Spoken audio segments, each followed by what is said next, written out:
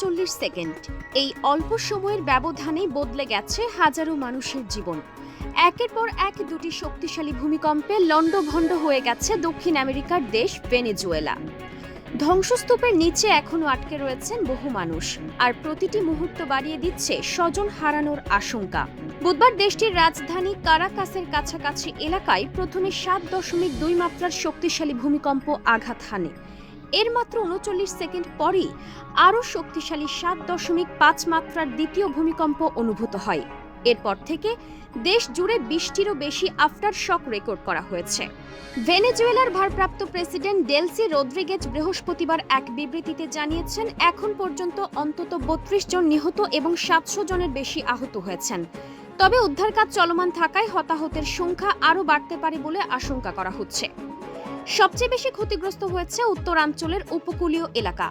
লা গুয়াইরা, আরাগুয়া, কারাবোবো ও ফালকন রাজ্যে বহু ভবন ধসে পড়েছে। বিভিন্ন এলাকায় সড়ক যোগাযোগ বিচ্ছিন্ন হয়ে গেছে এবং সেই সাথে বিমানবন্দর সাময়িকভাবে বন্ধ রাখা হয়েছে ও বিস্তীর্ণ অঞ্চলে বিদ্যুৎ সরবরাহ বন্ধ রয়েছে।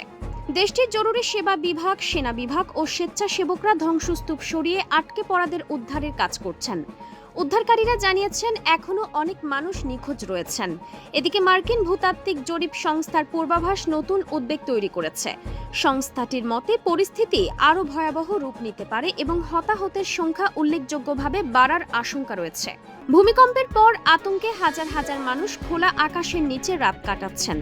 একের পর এক আফটার শক পরিস্থিতিকে আরও বেশি অনিশ্চিত করে তুলেছে।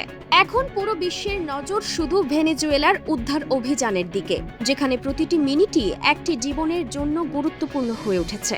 ডেস্ক নিউজ, অগ্রযাত্রা প্রতিদিন।